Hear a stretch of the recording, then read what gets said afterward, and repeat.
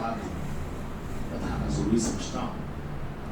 جو گزشتہ رمضان میں یہ بات بتائی گئی تھی وہ یہ کہ دعائے قنوت میں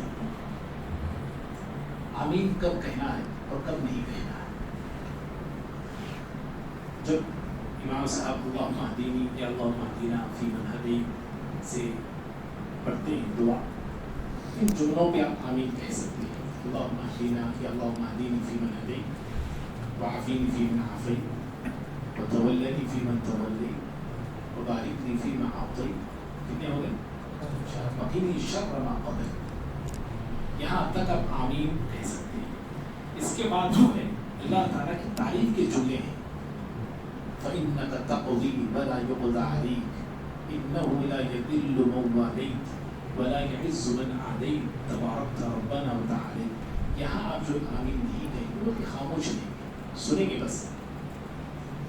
تو آمین کے شروع کے جملے ہیں, بعد کے جو جملے ہیں وہ آمین کہنے کے نہیں ہیں. اللہ کی تعریف کے خاموش رہنا چاہیے. یاد رہے گا انشاءاللہ. یاد رکھیے. اللہ کو جزا خیر. ہم تراویح میں کل اور آج دوسرا پارہ سن رہے ہیں. کل سے دوسرا پارہ سنا ہے.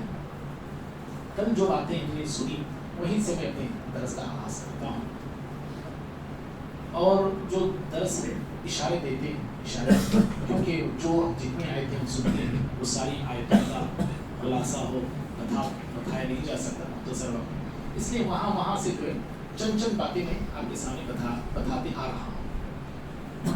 دوسرے پارے میں کل درس کے آخر میں نے ایک بات بتائی تھی. قوم یہود جو مقام اور مرتبہ رکھنے والی قوم تھی, اللہ تعالیٰ نے ان کا مقام ان سے لے لیا. جب مقام ان سے لے لیا تو امامت بھی اللہ نے چھین لیا. انبیاء کا جو سلسلہ ان میں آتا تھا, بے شمار انبیاء ان میں آئے, اللہ نے نبیوں کا سلسلہ ان میں روک دیا. اور پیارے نبی صلی اللہ علیہ وسلم کو اللہ تعالیٰ نے دوسرے خاندان بنو اسماعیل سے اللہ تعالیٰ نے آپ کو بنایا اور پیدا کیا. تو جو قبلہ تھا یہودیوں کا بیت المقدس تھا, تو جب ان کی امامت ختم ہو گئی اب دوسری امت آئی تو اللہ تعالیٰ نے قبلہ بھی دوسرا بنا دیا, یعنی امت محمدیہ کو صلی اللہ علیہ وسلم. تو جب دوسرے بارے میں تحویل قبلے کا واقعہ ہے, اللہ تعالیٰ نے قبلہ کیوں بدلا, کئی ایک اسباب ہیں, کئی ریزن ہیں اس کے جو ہے یہ بیان بتائے, اور خود قرآن میں بھی اللہ تعالیٰ نے بتایا ہے اس کے ریزن. ایک ریزن میں بتا کے آگے بڑھتا ہوں. نبی صلی اللہ علیہ وسلم کی شدید تمنا تھی, آپ کی بڑی خواہش تھی کہ میری اور میری امت کا قبلہ کعبۃ اللہ ہو جائے. تو جب آپ مکے میں تھے اور نماز آپ پڑھتے تھے مکے میں ہجرت سے پہلے, تو آپ ایسے کھڑے ہوتے تھے کہ آپ کے سامنے کعبۃ اللہ ہوتا تھا اور آپ کا چہرہ پھر جو ہے بیت المقدس کی طرف ہوتا تھا. ایسے آپ روک کر کے نماز پڑھتے. جب مدینہ گئے تو کعبۃ اللہ آپ کے سامنے رہنے سے رہا, آپ کو بیت المقدس کی طرف روک کر کے نماز پڑھنا پڑتا تھا. تو پیارے نبی صلی اللہ علیہ وسلم کی یہ بڑی تمنا تھی, خواہش تھی کہ ہمارا قبلہ کعبۃ اللہ ہو جائے. تو اس خواہش کو لے کے آپ صلی اللہ علیہ وسلم اپنی نگاہیں آسمان کی طرف اٹھاتے تھے, بار بار اٹھاتے تھے. تو اللہ تعالیٰ نے آپ صلی اللہ علیہ وسلم کی خواہش کے مطابق قبلے کو بدلا. آپ صلی اللہ علیہ وسلم ایک بنو سلمہ بول کے قبیلہ تھا مدینے میں, اس قبیلے میں ایک مسجد تھی. آج اس مسجد کا نام مسجد قبلتین ہے, یعنی دو قبیلے والی مسجد. نبی صلی اللہ علیہ وسلم اس مسجد میں ظہر کی نماز پڑھا رہے تھے. 2 رکعت آپ کی ہو گئی تھی اور 2 رکعت تھے. جبریل علیہ السلام آئے اور کہا کہ آپ کا قبلہ اب کعبۃ اللہ بنا دیا گیا. آپ حالت نماز ہی میں اپنے چہرے کو کعبۃ اللہ کی طرف, اس لیے اس مسجد کا نام قبلتین رکھا گیا, کیونکہ 2 قبلوں کی طرف نماز ہوئی. 2 رکعت مسجد اقصی کی طرف ہو گئی, 2 رکعت کعبۃ اللہ کی طرف ہو گئی. بعض روایتیں مختلف, حدیث ایک نہیں ہوتی, الگ الگ روایتیں ہوتی. بعض روایتوں میں بخاری کی حدیث بھی اس میں یہ آتا ہے کہ آپ صلی اللہ علیہ وسلم عصر کی نماز پڑھا رہے تھے, عصر کی نماز میں قبلہ بدل گیا. الگ الگ جو ہے حضرات صحابہ کرام نے اس واقعے کو روایت کیا. تو نبی صلی اللہ علیہ وسلم کی یہ تمنا تھی قبلہ بدلا. اور آپ صلی اللہ علیہ وسلم کی تمنا کو اللہ نے قرآن میں یوں بیان کیا, قد نرى تقلب وجهك في السماء. اے پیغمبر, ہم دیکھتے ہیں کہ ہم اپنے چہرے کو بار بار آسمان کی طرف اٹھاتے ہیں, آسمان کی طرف دیکھتے ہیں. فَلَنُوَلِّيَنَّكَ قِبْلَةً تَرْضَاهَا, ہم ضرور آپ کو اس قبلے کی طرف پھیر دیں گے جس سے آپ راضی ہیں, ضرور ہم پھیر دیں گے. اور اللہ تعالیٰ نے اسے ہی پھیر دیا. یہاں پہ ایک نقطہ میرے علم یہ بتاتے ہیں کہ اگر کوئی شخص اس کے دل میں کوئی تمنا ہے, کوئی خواہش ہے, اور وہ تمنا وہ خواہش زبان پہ لا نہیں سکتا ہے, بول نہیں پا رہا ہے, وہ چاہتا ہے کہ اللہ میرے دل کی تمنا پوری کرے, اللہ میری دل کی تمنا, میری دل کی خواہش پوری کرے, تو اس کے لیے ضروری ہے کہ اپنی نگاہ آسمان کی طرف اٹھا دے. کیونکہ پیارے نبی دعا کرتے نہیں تھے, یاد رکھیے آپ یہ بات. آپ یہ نہیں کہتے اللہ ہمارا قبلہ بدل دے, اللہ ہمارا قبلہ بدل دے, آپ نہیں کہتے تھے. آپ کی دل کی تمنا تھی اور آپ اپنی نگاہ آسمان کی طرف اٹھاتے تھے بار بار. تو بعض علم کہتے ہیں کہ دل کی تمنا اگر ایسی ہے, شدید ہے, سخت ہے, اور چاہتے ہیں کہ یہ تمنا پوری ہو, تو نبی کی سنت یہ بھی ہے کہ آپ اپنی نگاہ آسمان کی طرف اٹھاتے تھے. انسان جو ہے اس سنت پہ بھی عمل کرے. اور بھائیوں, جب قبلہ بدلا, قبلہ بدلنے کے فوراً بعد ریاکشن کیا آنے والا ہے اللہ نے بتا دیا. پہلے آیا ریاکشن بعد میں, پہلے ہی اللہ تعالیٰ نے بتا دیا کہ ریاکشن اے پیغمبر کیا ہونے والا ہے اور کیا آنے والا ہے. گویا کہ ابھی ریاکشن ہوا نہیں, آیا نہیں, اعتراضات آئے نہیں, اٹھے نہیں, پہلے ہی اللہ تعالیٰ بتا دیا. اس سے یہ معلوم ہوتا ہے کہ پیارے نبی صلی اللہ علیہ وسلم اللہ کے سچے نبی ہیں, کیونکہ اللہ نے آپ کو پہلے ہی بتا دیا تھا. سَيَقُولُ السُّفَهَاءُ مِنَ النَّاسِ مَا وَلَّاهُمْ عَنْ قِبْلَتِهِمُ الَّتِي كَانُوا عَلَيْهَا. انسانوں میں سے, لوگوں میں سے بعض بیوقوف یہ کہتے ہیں, اللہ نے یہ آیت نازل کی, انسانوں میں سے بعض انسان جو بیوقوف ہے یہ کہتے ہیں کہ مسلمانوں کو کیا ہو گیا, پہلے قبلہ بیت المقدس سے کو کس نے ہٹا دیا, یہ اعتراض کرتے ہیں. اللہ تعالیٰ نے بتایا, معلوم یہ ہوا اللہ کی جو احکامات ہیں, سمجھ, اللہ کی جو احکامات ہیں, اللہ کی جو تعلیمات ہیں, یہ پیارے نبی صلی اللہ علیہ وسلم کی جو تعلیمات ہیں, اللہ کے احکامات اور پیارے نبی صلی اللہ علیہ وسلم کی تعلیمات پر اعتراض کرنا یہ بے وقوفی ہے. قرآن کہتا ہے, میں اور آپ کس کو بیوقوف سمجھتے ہیں دیکھو, اور قرآن کس کو بیوقوف بول رہا ہے. ہمارے دین کا مذاق اڑاتا ہے میرا دوست, سمجھیے میرا دوست میرے دین کا مذاق اڑاتا ہے, میری داڑھی کا مذاق اڑاتا ہے, مجھے کیا ابھی فرق پڑتا ہے, دوستی اتنا. اللہ بولتا ہے نہیں, اور اس کو سمجھنا بڑا چالاک انسان ہے. اللہ کہتا ہے کہ نہیں, جو اللہ کے دین کا مذاق اڑاتا ہے نا وہ بے وقوف ہے. قرآن بولتا ہے بھائی, قرآن کی ایک تعلیم ہے, بے وقوف اللہ نے ان کو کہا. بے وقوفوں کا ذکر ہو گیا.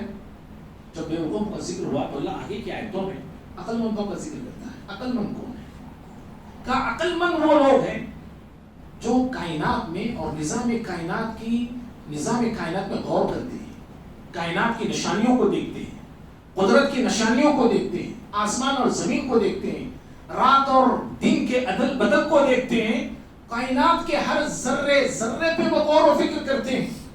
لآیات لقوم یعقلون, اللہ نے کہا کہ پوری کائنات میں ہم نے نشانیاں بچھا کے رکھ دیا ہے. کن لوگوں کے لیے؟ عقل والوں کے لیے. اللہ نے کہا عقل والوں کے لیے. یہ عقل والے جب کائنات میں غور و فکر کرتے ہیں, تدبر کرتے ہیں, سوچ وچار کرتے ہیں, کیا نتیجہ وہ لیتے ہیں, رزلٹ کیا آتا ہے؟ بہت سارے سائنسدان ہیں کائنات میں غور کر رہے ہیں, سمندروں کی گہرائی میں جا رہے ہیں, آسمان میں گردش کرنے والے ستاروں کی گردش کا پتہ لگا رہے ہیں, ان کی تیز رفتاری کا پتہ دے رہے ہیں, سب کچھ بتا رہے ہیں, لیکن کیا نتیجے پہ وہ آ رہی ہے اصل چیز ہے. بعض لوگ تو منکر خدا بن جا رہے ہیں, تحقیق کر رہے ہیں, خدا کا انکار کر رہے ہیں, اور بعض لوگ تحقیق تو کرتے جا رہے ہیں لیکن کئی خداؤں کو بھی تسلیم کرتے جا رہے ہیں. یہ عقل و مند کیسے لوگ ہیں؟ اللہ نے ان کی دو صفات بتایا. یہ کائنات میں غور و فکر کرتے ہیں, نتیجہ کیا لیتے ہیں؟ نتیجہ وہ یہ لیتے ہیں, اللہ نے کہا وَمِنَ النَّاسِ مَن يَتَّخِذُ مِن دُونِ اللَّهِ أَندَادًا يُحِبُّونَهُمْ كَحُبِّ اللَّهِ وَالَّذِينَ آمَنُوا أَشَدَّ حُبًّا لِلَّهِ. اہل ایمان جو ہوتے ہیں, یہ عقل مند لوگ اللہ سے بے انتہا محبت کرتے ہیں, بے انتہا محبت کرتے ہیں. کیوں؟ اتنی بڑی کائنات اور انسان کرے گا, اللہ سے محبت ہوگی کہ نہیں ہوگی؟ وہی بتائیے.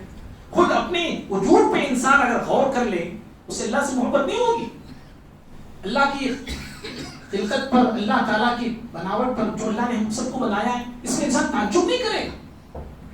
ارے ماں باپ سے محبت ہم کیوں کرتے ہیں، ہے نا؟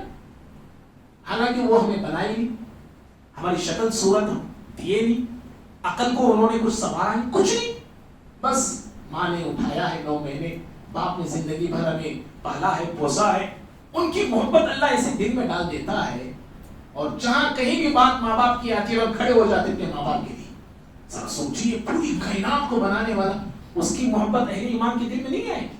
آنا بھی چاہیے، اللہ کے لیے عقل مند لوگ ہیں۔ تو ایک کائنات میں غور کرنے کے بعد وہ اس نتیجے پہ پہنچتے ہیں کہ ان کی محبت کا مرکز اور محور صرف اللہ کی ذات ہو جاتی ہے، اور دوسری چیز وہ اللہ ہی کی بات کرنے والے بن جاتے ہیں۔ وَإِلَٰهُكُمْ إِلَٰهٌ وَاحِدٌ لَا إِلَٰهَ إِلَّا هُوَ الرَّحْمَٰنُ الرَّحِيمُ۔ یہ بات کہنے کے بعد اللہ نے ان نشانیوں کو ذکر کیا ہے، آسمان زمین کا، دن رات کا، بادلوں کا، آسمان سے بارش کے نازل ہونے کا،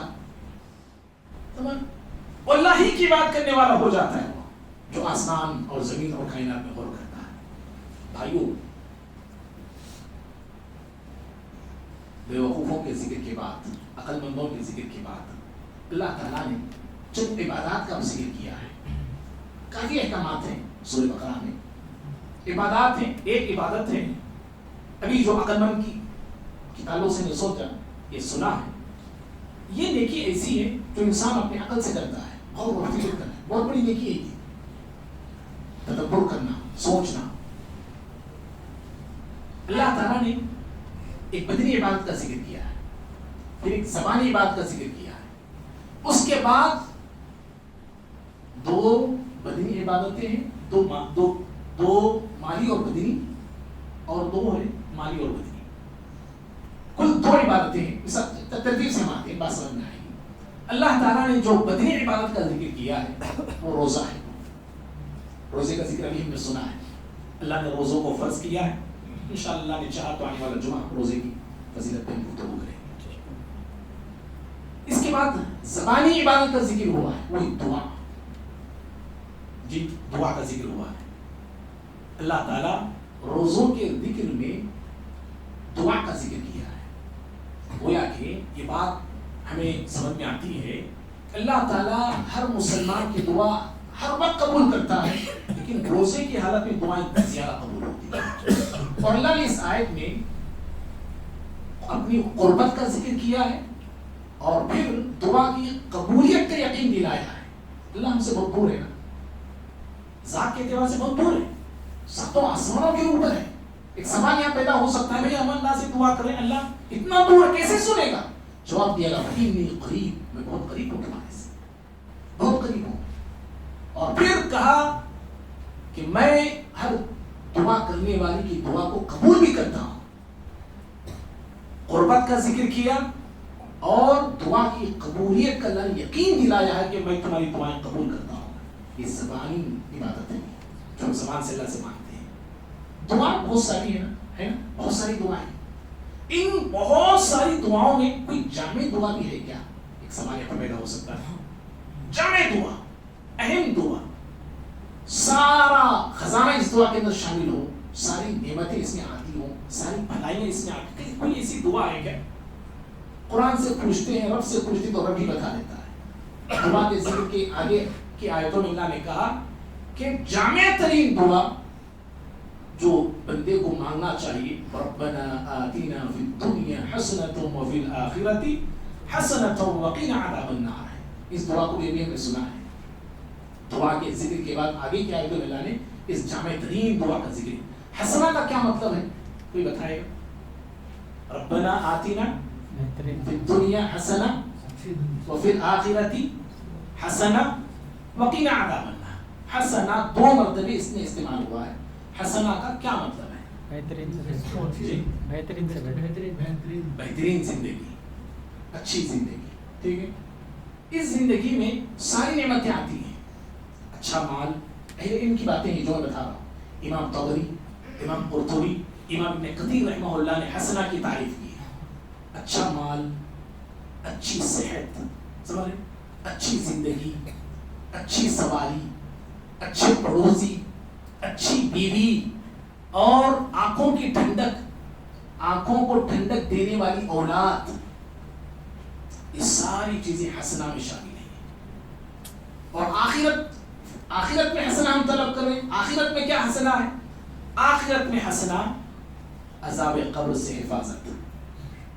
آخرت میں جو عقوبات ہیں، یعنی عقوبات بولتے ہیں سزائیں جو اللہ نے رکھی ہیں، ان تمام سزاؤں سے حفاظت، اور پھر جنت کا داخلہ سب سے بہترین حسنہ ہے.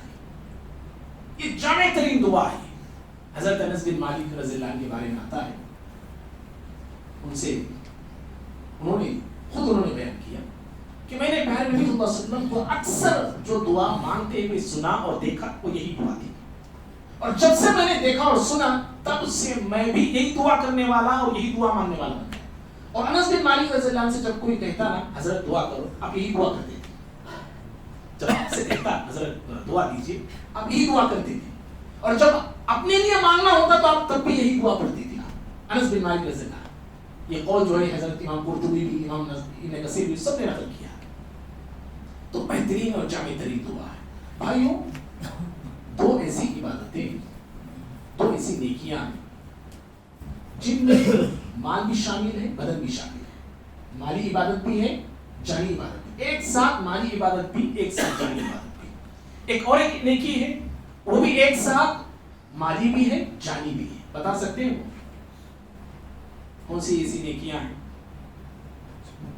جی حج، ماشاء اللہ، جزاک اللہ. اور دوسری نیکی جی زکات. مالی عبادت ہے، جانی تو نہیں. اس میں جانی جہاد کی آیتیں بھی میں نے سنی ہے. اور عجیب و غریب نقطہ ہے، اللہ تعالیٰ حج کا ذکر کیا فوراً جہاد کا ذکر کیا قرآن میں.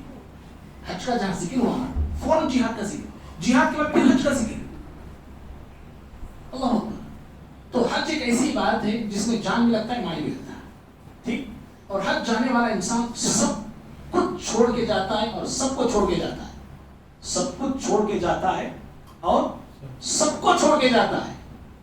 سب کچھ کیا چھوڑتا ہے؟ دکان چھوڑتا، مکان چھوڑتا، پراپرٹیاں چھوڑتا، گاڑیاں چھوڑتا، سب چھوڑ کے جاتا.